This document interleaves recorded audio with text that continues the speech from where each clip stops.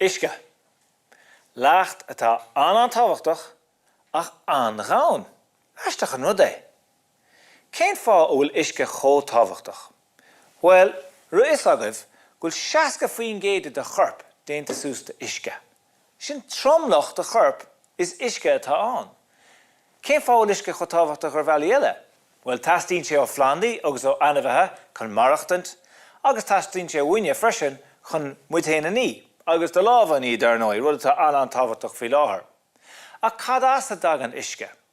Well, tagan iske ó faointí difriúla, ó bhaintí difriúla ar nós áhain, loch, an áige, agus darnóid iske faoi halamh nó tobar iske.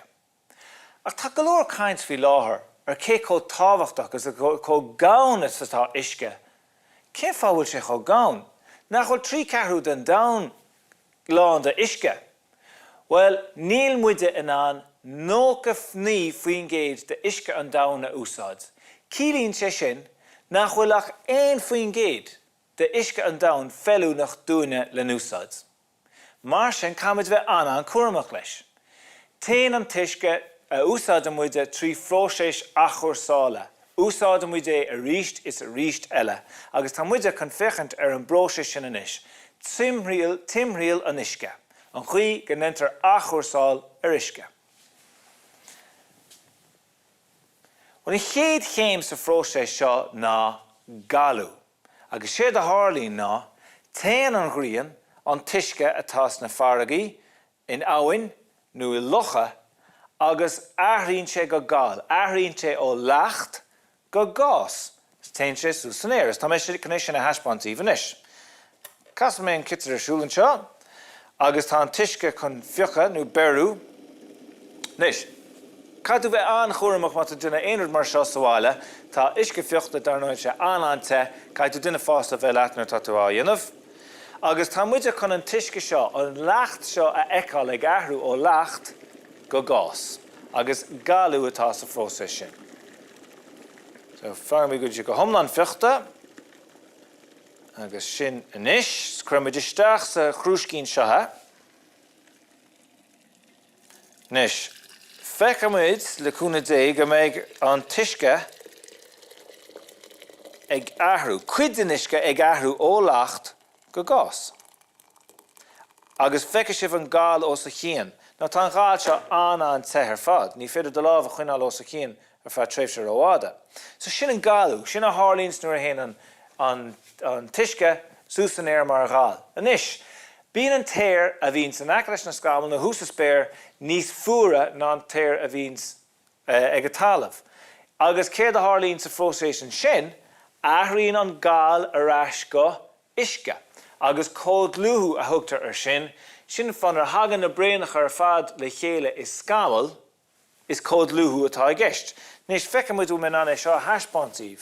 Tá glunne agamann seo, agus táisteach an gúil an gáil ag ardú, agus feicimid go bhfuil an tuisce nó an téir an gás seo chun aithriú isteach é bréanacha beaga isce. Ná feicim sin seo go bhfuil scáil le feiceáil nó go bhfuil an tuisce cínta le feiceáil ar an glunne, tásúm go bhfeiceann sé bheith chomá.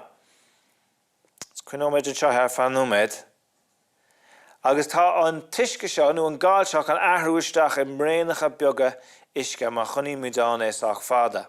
Agus feicim hena hain go bhfuil bréanacha beaga ar an glunne inis. Tógann sé tamalín. Nis, céad a thárlós nuair a aithríonn sé go bréanacha isce, tá sé chun tite mar bháisteach agus tá mé chun sin a heispáintíh ar scáileán ceanúméid. Nis, má écann sibh go cuaramach an seo ag an már, feicinn sibh go bhfuil bréanacha beaga isce ar an glunne. Nis, nuair tá go bhfuil an téir chomh fuair tarlíonn an próisis seo cuisteach sciupaí.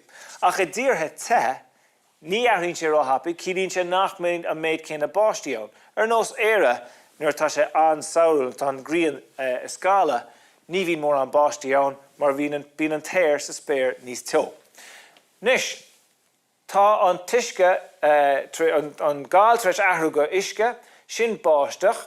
Nis, an tríú céim, titan an bháisteach, na sléite agus isteach na hain agus na locha agus bharige, agus tosnín an prósteis de bheith glanú an tuisce.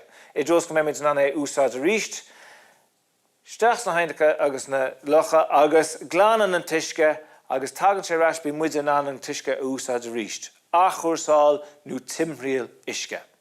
An samúl. Nis, céad is féidir linne déine chun isce a hábháil. Well, tá golóir bailí gur féidir linn nósna a ahrú I dros go mé muide an an tuisce úsáid ríist sa rialteile. Chéad rud ná, nuair tatú níd íocla, bí cínta nach bhágan tún scunna a ri.